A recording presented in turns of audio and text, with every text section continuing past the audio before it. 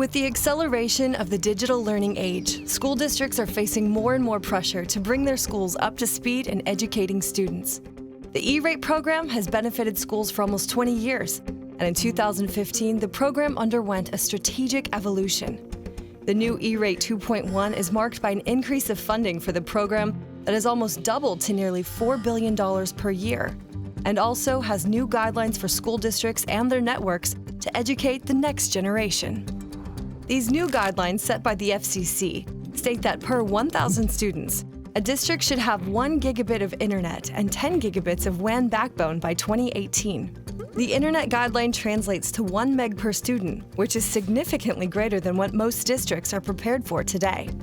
These new guidelines were derived initially from the State Education Technology Directors Association, or SETA, recommendations in 2014 in their publication The Broadband Imperative, and later supported by COSIN. These guidelines may seem excessive at first glance, but if you examine the historical trends of bandwidth use, you will see these guidelines are really on target and could possibly even need to increase. Why do these seemingly high standards apply to districts, and why are they important? There are 3 main driving forces to a district's bandwidth growth. First, bring your own device, or BYOD.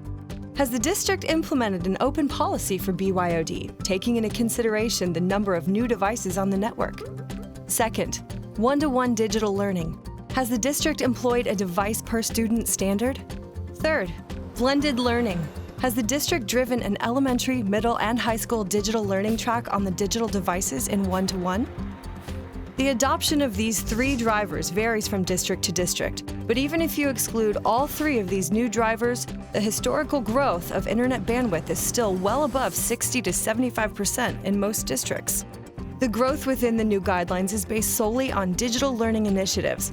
However, there are a number of other drivers and applications that will need to be considered, like the ability to handle more users and devices on networks than ever before, bandwidth to support data-hungry applications, next-generation security to preserve performance and prevent data leakage, growth of physical security in the form of monitoring and video surveillance.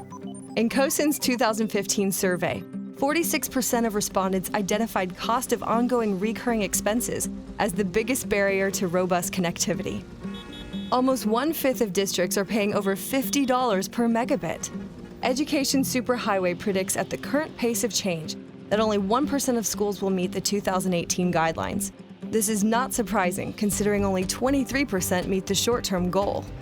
So what is the answer for districts? The FCC has taken bold steps to equalize campus-to-campus connectivity, or WAN options, so that districts can shift from ever-accelerating subscription models to a cost-controlled private network model. School districts need to act now to develop a strategy that will fit their long-term growth, while leveraging the FCC guidelines to benefit districts in their pursuit of the best option for reducing costs. Take a look at the next video on choosing the right architecture.